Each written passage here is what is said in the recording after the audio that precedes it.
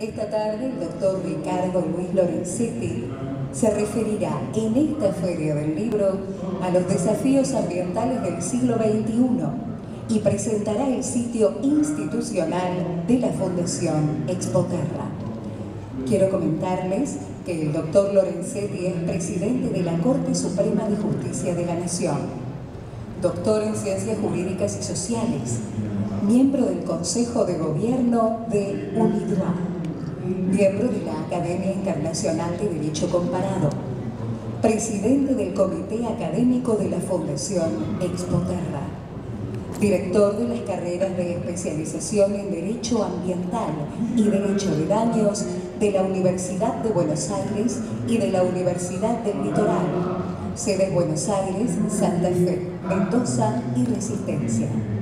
Es autor de numerosos libros en Argentina, Perú, México, Brasil y Uruguay, entre los cuales figuran Justicia Colectiva, Teoría del Derecho Ambiental, Consumidores y Derechos Humanos, entre otros. A continuación, le cedemos la palabra al doctor Lorenzetti.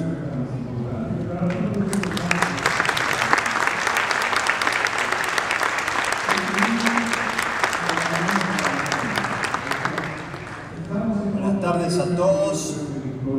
Voy a tratar de hablar un poco más fuerte para que no se superpongan los sonidos. Quiero agradecer en primer lugar a la Fundación Feria del Libro por esta oportunidad que nos da de hablar de temas ambientales dentro de la feria. Saben ustedes que este es el acontecimiento cultural más importante que tiene la ciudad de Buenos Aires y también es uno de los más importantes de toda América, y poder comenzar a hablar y discutir temas ambientales en este ámbito es de la máxima importancia. Por eso quiero agradecer a las autoridades esta decisión que hoy comienza y que seguramente en las próximas ediciones de la feria irá ganando espacio, porque así lo creemos nosotros. El tema ambiental poco a poco se va a ir instalando como uno de los temas centrales de la agenda de la gobernabilidad.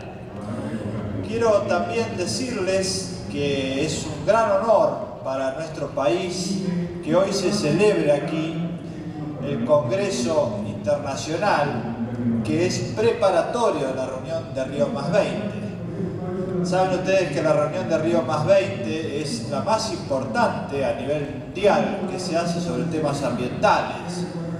Reúne a todos los jefes de Estado para discutir la agenda de la gobernabilidad global. Y este año, en junio, se va a hacer en Río esta reunión y una de las áreas más importantes va a ser el tema judicial, porque la justiciabilidad de las cuestiones ambientales se ha incrementado en todo el mundo. Para las reuniones preparatorias del tema de justicia y ambiente se han hecho dos, una en Kuala Lumpur y la otra aquí en Buenos Aires, que comienza mañana.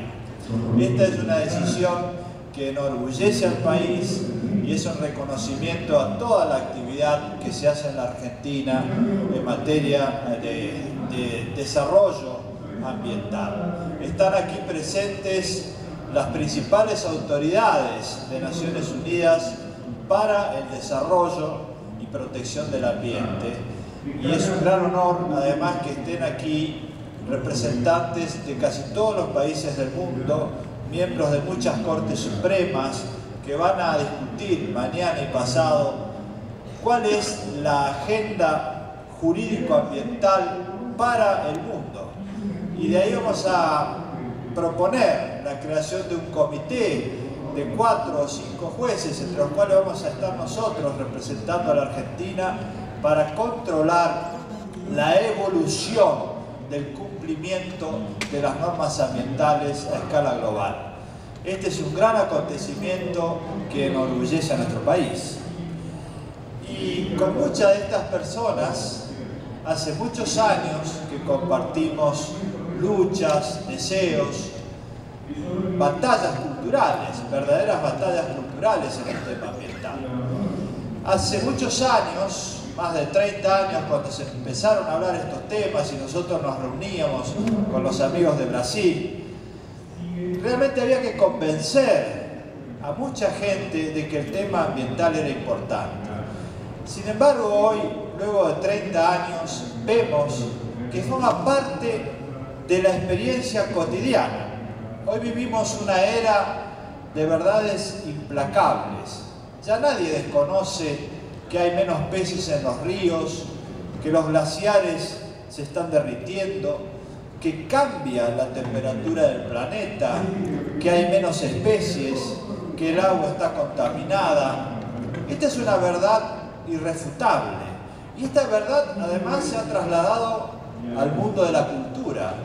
Basta con recordar algunas de las principales películas de los últimos años que nos pintan un panorama catastrófico de la situación ambiental, casi el apocalipsis. De manera que nuestra gente, nuestros hombres y mujeres a lo largo y a lo ancho del planeta no desconocen esta realidad. Sin embargo, lo que está ocurriendo es que las decisiones de la gobernabilidad global, las grandes decisiones, no se toman, porque muchas veces se dice esto no ocurre, es decir, la ceguera sistemática, el negarse a reconocer un problema, y otras veces se dice, bueno, avancemos igual porque los efectos que se dicen gravosos no van a ocurrir. Esta ceguera o esta temeridad es lo que se ve en muchas de las decisiones de gobierno global que hoy se están tomando, y por eso es tan necesario que nosotros reaccionemos frente a este tema. Lo que nosotros decimos es que hay que hacer un cambio y hay que reflexionar sobre la necesidad, responder más a la realidad. Es como si nosotros tuviéramos enfermos y esa enfermedad nos transmitiera algunos síntomas. Empezamos a tener fiebre, caminamos lentamente, pero aún así decimos no hay ninguna enfermedad. Con la naturaleza está pasando esto, nos está diciendo hay síntomas, muchos síntomas de una enfermedad en la naturaleza, y sin embargo nosotros seguimos ignorándola en las grandes decisiones. No es la gente común la que ignora esto, son los que toman grandes decisiones los que están ignorando este problema. ¿Cuál es el problema? En primer lugar, debemos decir que la naturaleza hoy es un recurso escaso. ¿Qué queremos decir con esto? Que hemos tenido años y siglos de desarrollo ilimitado, pero hoy estamos en una frontera. Ya no podemos usar los recursos ilimitadamente porque están agotados. Muchos de ellos están a un nivel de estrés, es decir, ya no se puede más seguir usándolos de la misma manera. Y cuando hay escasez, hay conflicto. Esto ha sucedido siempre en la historia de la humanidad. Cuando hubo problemas de escasez de tierra, hubo conflictos y hubo guerras. Cuando escaseó el agua, hubo conflictos y hubo guerras. Cuando escaseó la libertad, hubo conflictos y hubo guerras en toda la historia de la humanidad. Hoy vemos conflictos y va a haber grandes batallas acerca de los recursos naturales. Pensemos solamente lo que está ocurriendo con el agua potable, el agua dulce. Nuestros abuelos la usaron ilimitadamente porque pensaban que era un recurso inagotable. Nosotros, en nuestra generación, ya pagamos por el agua potable. Y hoy, en estos días, a escala global, hay grandes empresas que están haciendo contratos sobre agua potable, sobre las fuentes o sobre la comercialización y traslado. Es un recurso económico. La generación que nos sigue a nosotros, que son nuestros hijos y nuestros nietos, van a tener que pagar mucho más por el agua potable. Y esto va a ser un grave conflicto. Ya Naciones Unidas lo ha dicho, como derecho humano al agua potable, es necesario su reconocimiento, pero lo que interesa decir acá es que va a haber conflictos muy graves sobre el agua potable, porque una gran parte de la humanidad no va a poder pagar, y cuando no puedan pagar van a ser grandes sectores excluidos de un recurso esencial para la vida humana. Entonces, frente a la escasez que presentan hoy los recursos naturales, no queda otra solución que visualizar grandes conflictos. Y esto es algo innegable, ya forma parte de nuestra agenda cotidiana, en los tribunales, en los pueblos, en las ciudades, en las decisiones de gobierno, en todo el mundo. La conflictividad existe. Entonces lo que tenemos que hacer es pensar cómo se enfrenta esta conflictividad. Y en esto es necesario hablar de un cambio de modelo. Nosotros hemos tenido desde la Revolución Industrial un modelo de desarrollo ilimitado. En los años 70, 1970 en adelante, surgió el ambientalismo. Los primeros hombres y mujeres que hablaron de un mundo verde, de la necesidad de proteger las utopías ambientales. Y estos hombres y mujeres fueron creando conciencia y un lenguaje. Fíjense que hoy todo el mundo habla de desarrollo sustentable y antes solo se hablaba de desarrollo. Gracias a esta lucha, hoy la idea de sustentabilidad está en el lenguaje, como tantas otras palabras del mundo ambiental que se han incorporado a nuestro lenguaje cotidiano. Pero hace falta mucho más que esto, hace falta transformar el modelo cultural, el modelo económico y el modelo social. ¿Por qué decimos esto? Porque esta historia de desarrollo que tenemos en los últimos años, desde la primera revolución industrial, está basada en un modelo de desarrollo ilimitado de los derechos individuales. Y este desarrollo ilimitado de los derechos individuales conduce a una tragedia colectiva. Esto se ha estudiado muy bien en el campo del análisis económico, cuando se habla de la tragedia de los bienes comunes. Esto quiere decir que los bienes comunes, aquellos que nos pertenecen a todos, no los protegemos porque nosotros tenemos intereses individuales, sobre todo en la actividad económica. Hay una persecución racional del interés individual, pero no hay incentivos para cuidar los bienes comunes. Yo puedo tirar un poco de desecho contaminante en el río porque no pago nada, es decir, es una denominada externalidad negativa, y entonces no hay interés en cuidar los ríos porque no me cuesta nada trasladar este efecto contaminante. Esto no fue siempre así. En el medioevo, por influencia del cristianismo, había prioridad en el bien común, que es una idea totalmente distinta de la preeminencia absoluta de los derechos individuales. O en nuestros pueblos originarios, que tenían una idea absolutamente diferente acerca de la naturaleza, que era prioritaria y los derechos individuales debían acomodarse a la comunidad, a la propiedad comunitaria. Entonces, tenemos que pensar que este no es el único modelo, que el modelo excesivamente antropocéntrico, basado en el ejercicio ilimitado de los derechos individuales, no es el único, y que es posible pensar en otro modelo, tal vez más geocéntrico, que tenga más en cuenta la noción de bien común, de algo que nos pertenece a todos. Porque el desarrollo de nuestros derechos individuales puede llevar a que en el mediano y largo plazo ni siquiera tengamos estos derechos individuales, porque no va a haber dónde ejercerlos si seguimos así. Estamos en una verdadera frontera del desarrollo. Claro, cuando hay conflictos de este tipo, siempre existen posiciones extremas. Y las posiciones extremas muchas veces dificultan la solución de los conflictos. Y esto es algo que forma parte de nuestra cultura acerca de la conflictividad.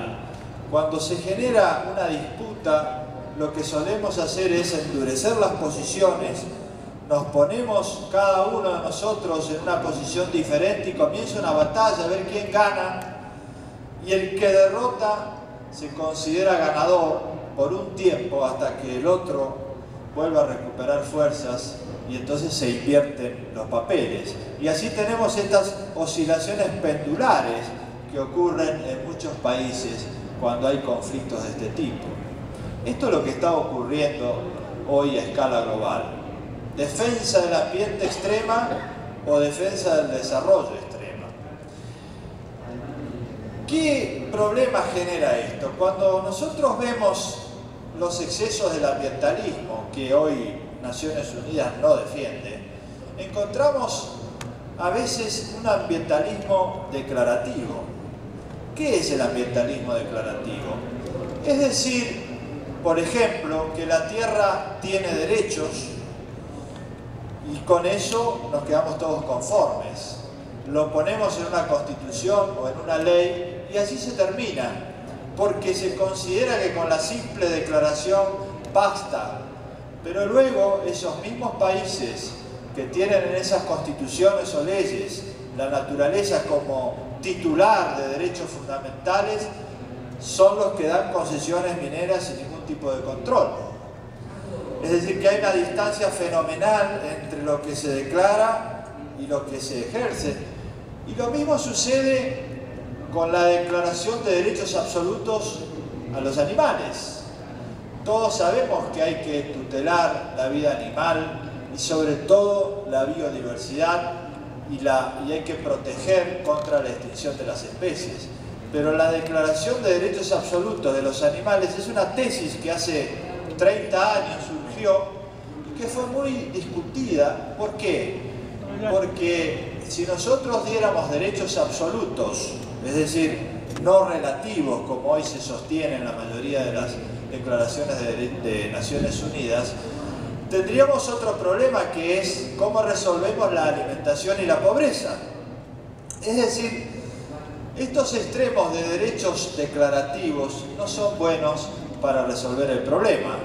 Y esta es una solución que ha sido criticada porque el ambientalismo declarativo no es una buena solución. Necesitamos un ambientalismo efectivo. Y mientras el ambiente sea una cuestión solo reducida a esas declaraciones, no va a ser una realidad de toda la sociedad. Damos la bienvenida a algunos de los amigos que vienen de la Conferencia de Naciones Unidas. Por favor.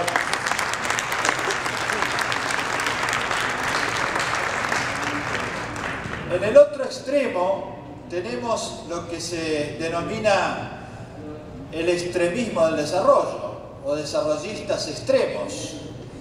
¿Qué se sostiene en esto? Hace unos años se decía que el desarrollo no generaba consecuencias ambientales negativas. Esto ya hoy no se puede sostener. ¿Pero qué es lo que se dice? Se plantean falsas opciones. Por ejemplo, en nuestro país tenemos un debate acerca de la minería. Y yo he visto con cierta curiosidad que se dice: si no hubiera minería, no habría teléfonos celulares.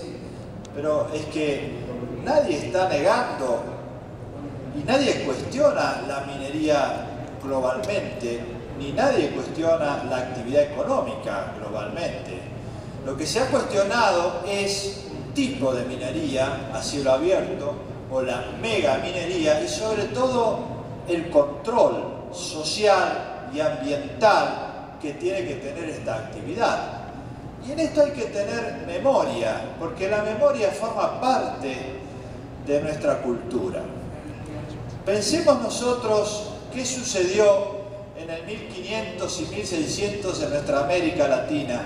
Tenemos un ejemplo extraordinariamente dramático, que fue el Cerro del Potosí. ¿Qué fue de aquella explotación que se hizo sin límite alguno, sin control, y que terminó en una catástrofe durante 2 siglos? ¿Qué recuerdo tenemos nosotros de esa minería del siglo XIX que hoy todavía motiva? En esta Feria del Libro van a encontrar ustedes muchos textos que hablan de grandes pensadores que criticaron la explotación de los mineros en las minas que se realizaban en profundidad. Ese debate hoy pareciera agotado. ¿Por qué? Porque se terminó reconociendo la necesidad de proteger el derecho laboral de quienes trabajaban en las minas. Ahora, en el siglo XXI, sucede lo mismo. Tenemos que tener actividad minera, pero hay que controlar los efectos ambientales negativos. Y en esto es donde se sitúa el debate. Es una falsa opción decir que tenemos minería sí o no. Estas son las falsas opciones que plantean algunos extremistas del desarrollo, de manera que nunca se pueda discutir seriamente un tema. Nadie está diciendo que el desarrollo no deba existir. Lo que necesitamos es un desarrollo sostenible. Y en el campo de la minería hay muchos estudios que sostienen que hay que establecer una cantidad de estándares ambientales para que la minería sea sustentable. Y esto es lo que se está discutiendo. Se está diciendo no debe haber ningún tipo de desarrollo. Entonces, en este cambio de modelo que nosotros postulamos, que es menos antropocéntrico, más geocéntrico, menos basado en los derechos individuales y más teniendo en cuenta la función global ambiental de estos derechos, no podemos pensar ninguna solución si nos ubicamos en extremos de posiciones duras. Las soluciones vienen cuando nosotros somos un poco más sofisticados y un poco más honestos. ¿Por qué digo esto? Porque hay muchos que dicen esta idea de equilibrio en realidad es de equilibristas, porque el equilibrista va de un lado a otro. No es este el modelo, no es que debemos tener unos principios un día y luego los cambiamos por otro de acuerdo a las circunstancias. El equilibrio o el equilibrado es el que puede encontrar una base común para la solución de los problemas. Entonces necesitamos menos equilibristas y más gente razonable y equilibrada para resolver estos problemas que son del futuro de nuestras sociedades. Esta es la idea. ¿Cómo avanzamos en esta idea? Porque hay que dar nociones más concretas, más específicas de cómo se pueden solucionar estos temas ambientales. La primera cuestión que se debe hacer es mejorar los niveles de información y de participación social. Nosotros sabemos que cuando hay conflicto ambiental, muchas veces nadie sabe exactamente qué es lo que está pasando, si realmente hay actividad contaminante o no la hay. Entonces, lo importante es la difusión, la transparencia informativa, que esto se conozca y sobre todo que existan organismos independientes que puedan controlar, que puedan auditar, que den información confiable sobre tal o cual emprendimiento. Esto es fundamental. Y aquí quiero citar una reciente decisión del Tribunal Supremo de Brasil, que llevó el voto de Antonio Benjamín, que está aquí presente, un gran amigo de muchos años y uno de los ambientalistas más reconocidos a nivel internacional, que dice una cosa extraordinariamente cierta. Cuando hay duda acerca de la información, hay que aplicar un principio que es in dubio pro natura. Esto viene del derecho romano. En caso de duda hay que inclinarse por alguna de las alternativas. Y este era un caso en el cual se había generado en Brasil un litigio sobre una empresa muy importante y muy poderosa como Petrobras. Y este caso llega al Tribunal Supremo y había dudas sobre si había o no emisiones y contaminación con mercurio. Y acá se invierte la carga de la prueba, se dice in dubio pro natura. Entonces, quien realiza la actividad tiene que brindar la información demostrativa de que no está contaminando. Este es un estándar internacional que hay que defender. Uno puede realizar una actividad, pero hay que informar.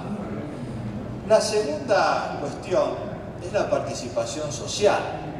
Muchas veces vemos que cuando hay gente en la calle manifestando por un tema ambiental, la primera decisión es reprimirlos. Y esto no es bueno, porque se los puede reprimir una vez, dos o tres, pero la gente seguirá en las calles y seguirá protestando, porque esto va a formar parte del mundo del futuro. Es imposible negar los problemas y las necesidades humanas. Es mucho mejor crear mecanismos de participación. Esto es lo que ha hecho la Corte Suprema en Argentina en numerosos conflictos ambientales. Hemos traído a las partes, las hemos escuchado, y entonces esto crea lo que denominamos gobierno abierto, es decir, la gobernabilidad con participación comunitaria. ¿Por qué? Porque nadie se puede sentir dueño de un recurso porque sea vecino a ese recurso, o porque viva en la ciudad donde ese recurso está, o porque viva en la provincia donde ese recurso está. Los recursos nos pertenecen a todos. Es lógico que haya decisiones territoriales, decisiones administrativas, decisiones políticos institucionales que respondan a esos criterios de vecindad, de división política, pero las grandes decisiones que hacen al mínimo, que debemos respetar, no son de uno solo, son de la comunidad, y hay que escuchar muchos puntos de vista. Entonces, nosotros sostenemos que en las decisiones ambientales es muy importante escuchar a todos, la participación social y comunitaria, y no las decisiones aisladas de las cuales nos enteramos luego de mucho tiempo, cuando ya los costos tenemos que pagarlos y no se pueden prevenir. Entonces es muy importante que entendamos la necesidad de la participación social en cada una de las grandes decisiones en esta materia ambiental.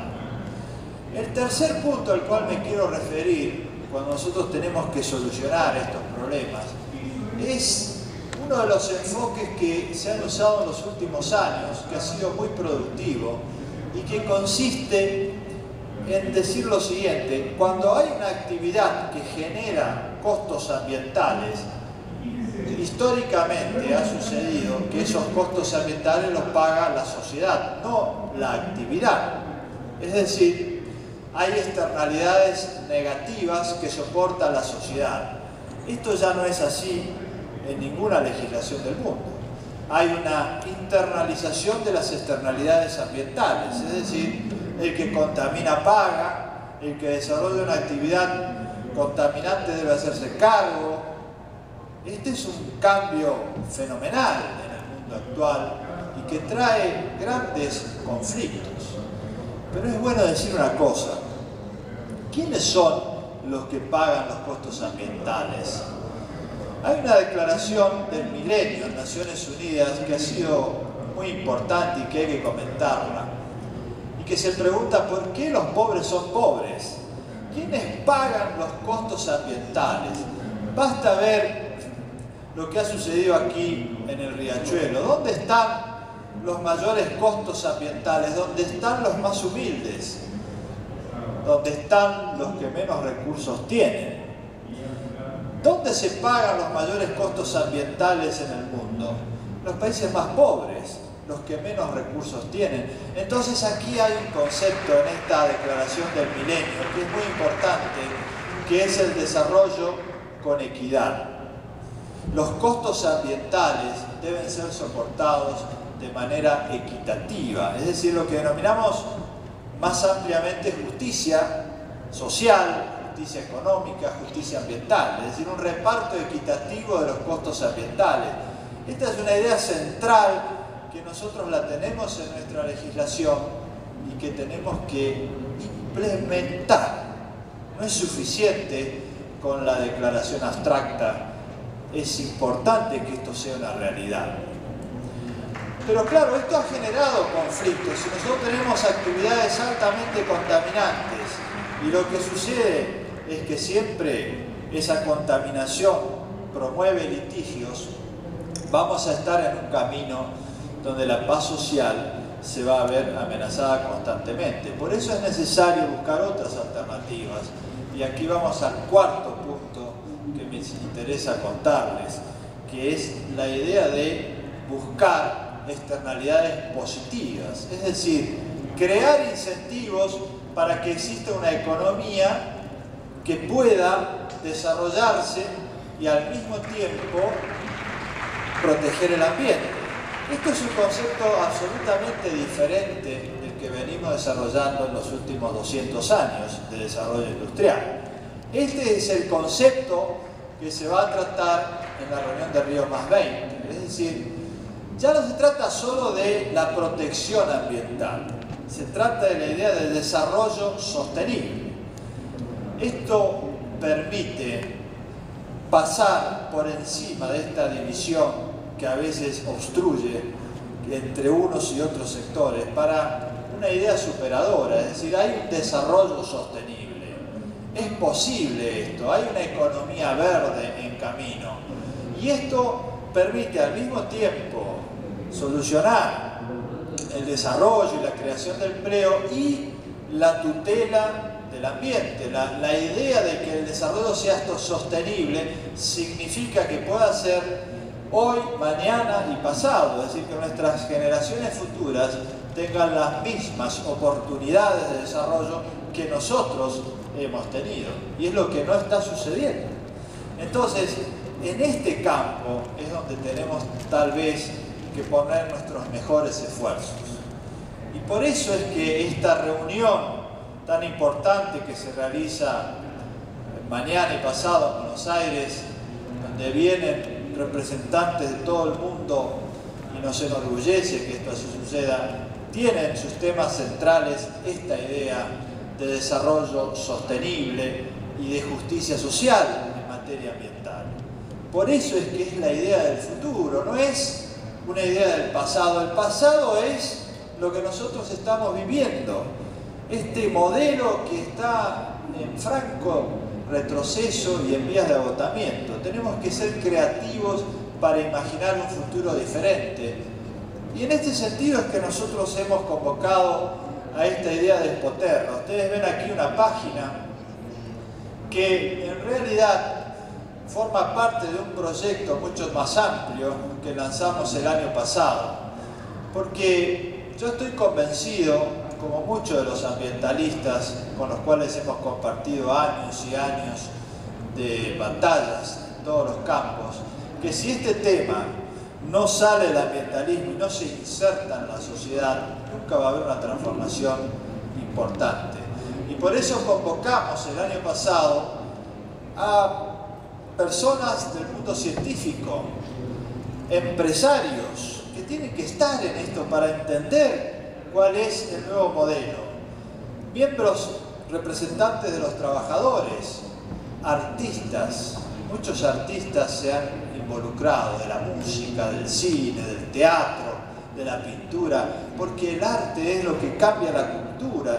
Y si nosotros trabajamos en el cambio cultural, realmente vamos a tener una sociedad diferente.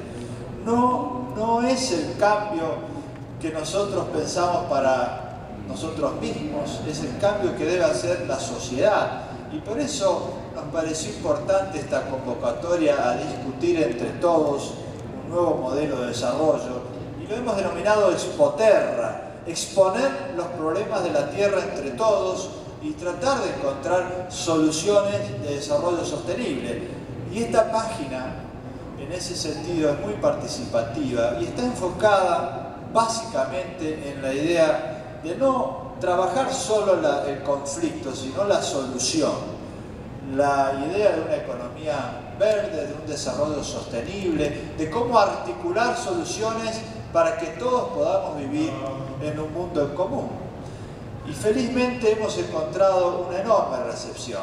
Muchísima gente a lo largo y a lo ancho del país se ha sumado a este proyecto, porque queremos que haya gente pensando soluciones, no gente desarrollando conflictos que conduzcan a caminos sin salida. Y si la gente piensa soluciones, las vamos a encontrar. La Argentina en particular tiene una extraordinaria posibilidad en el mundo actual. América Latina la tiene, porque nuestros recursos naturales son extraordinariamente valiosos, pero debemos administrarlos bien. Tenemos que saber cómo hacer un desarrollo sostenible en nuestra región. Y si lo hacemos bien, esta generación es la que va a sembrar las bases de un futuro mejor para nuestros hijos y nuestros nietos. Y eso es lo que no estamos haciendo.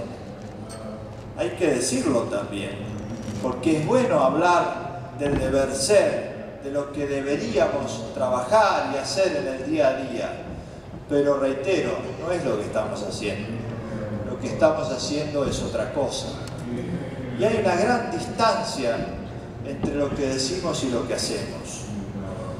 Yo siempre cito en estos temas dos ejemplos que me parecen muy ejemplificadores. El primero es la idea de los antropólogos. Imaginemos si dentro de 200 o 300 años un antropólogo descubriera los restos legislativos de nuestro país o de toda América Latina, como ocurrió con el Código de Hammurabi. Morgan fue un gran antropólogo, descubrió una piedra y con esa piedra leyó y descifró el Código de Hammurabi, y de ahí hizo una reconstrucción de la vida de un pueblo miles de años antes. Imagínense si encontraran nuestros códigos de leyes y pretendieran en base a eso descubrir y describir cómo era la vida real de los ciudadanos latinoamericanos. Sinceramente creo que ese antropólogo llegaría a equivocaciones extraordinariamente gravosas, porque hay una distancia fenomenal, y esto nuestro pueblo lo conoce, y esto afecta la credibilidad de todos los que hacemos. Por eso es que la implementación, la efectividad es tan importante. Este tiene que ser nuestro tema, no las declaraciones abstractas. Y el segundo ejemplo, que viene muy bien aquí en una feria del libro, es Ibsen, que nos ha enseñado tanto. Ustedes pueden encontrar este libro, Un enemigo del pueblo, aquí en esta feria. Y yo siempre lo cito y no me cansaré de hacerlo, porque a fines del siglo XIX describió un modo de comportamiento que es exactamente el que vemos hoy. Porque en aquella época él plantea el caso de una ciudad que vivía de un balneario en Noruega, y el médico era el médico del pueblo, un hombre honorable, querido, respetado. Era el hombre más respetado del pueblo. ¿Por qué? Porque los curaba, porque trataba las enfermedades. Y él descubre que las aguas estaban contaminadas, y así empieza ese proceso tan difícil. Él dice que esas aguas contaminadas van a enfermar a más personas, y entonces comienza un debate. ¿Y cuáles serían las soluciones? Bueno, la solución es que hay que cerrar el balneario, y de ahí empiezan a dudar cada vez más, y todos se ponen en contra. Los empresarios, los trabajadores, porque van a perder trabajo y empleo, los gobernantes, porque el pueblo va a entrar en decadencia, las personas comunes, porque van a ver afectado su paz y su tranquilidad, y comienzan a perseguirlo, y comienzan a apedrear su casa, y terminan luego con una asamblea donde lo declaran enemigo del pueblo. Y él dice al final estas palabras que son tan duras, pero tan ciertas. Él dice: al principio descubrí que lo que estaba contaminado eran las aguas, pero al final me di cuenta que lo que está contaminado son las bases morales de la sociedad. Y esto es lo esencial para todos nosotros. Debemos pensar si realmente la cuestión ambiental nos interesa al punto de defender estos principios, aún cuando cueste algún sacrificio. Porque lo que vemos es que muchas veces declaramos al modo del Código de Hammurabi o de las grandes constituciones o leyes ambientales, pero la gobernabilidad ambiental, la efectividad, muchas veces queda postergada. Y esta es nuestra tarea, porque no es sencillo tomar decisiones. Entonces, hablar del ambientalismo sin el conflicto de intereses, eso es una declaración abstracta. Y hablar del desarrollo negando la protección ambiental es hablar de un camino que conduce a la catástrofe. tenemos que tener la responsabilidad institucional de ser más equilibrados, de enfrentar este conflicto, de tratar de entender cuáles son los intereses, de encontrar un camino que esté basado en el desarrollo sostenible. Y esta es la gran tarea que tenemos, y no es una tarea ajena de terceros, sino que es nuestra, es de nuestra generación, es nuestra responsabilidad, porque si nosotros no lo hacemos, la generación que nos sigue nos retará y nos echará en cara cuáles fueron nuestras omisiones. En esto, y estando en la Feria del Libro, creo que hay que citar a Bertolt Brecht, que en esa obra interesantísima y tan dramática que es Galileo Galilei, donde hace una reflexión sobre las ciencias, hay una parte donde le dice Galileo a los científicos que no hay ciencia sin ética. Y él dice, si la ciencia sigue este camino del desarrollo, algún día uno gritará porque ha hecho un descubrimiento, pero el eco que reciba luego de ese triunfo y de ese festejo del éxito será un eco dramático que la sociedad le echará en cara, porque será una ciencia sin ética. Y no hay nada que podamos hacer nosotros sin utopías y sin ética. Creo que este es el tema central. Tenemos que entender que la temática ambiental debe ser un tema de toda la sociedad. Hay que hablar de esto aunque nos cueste, hay que hablar de esto porque es necesario, hay que hablar de esto porque interesa a todos nuestros hijos y a nuestros nietos. Sabemos todos que hablar de esto trae problemas, sabemos que tomar decisiones trae conflictos, pero no estamos acá para evitarlos, estamos acá para defender nuestras ideales y sobre todo para atender a nuestras responsabilidades como generación. Yo espero que esto sirva y que todos puedan sumarse a estos movimientos, que puedan seguir a través de esta página lo que va a ser Río +20, que va a ser una reunión interesantísima donde va a haber muchísima información, y que puedan sumarse a este movimiento que seguramente, no sé si mañana o pasado, pero sí dentro de muchos años va a transformar toda la sociedad. Esta es nuestra responsabilidad. Les agradezco muchísimo la atención prestada y espero que todos se sumen. Nada más y muchas gracias.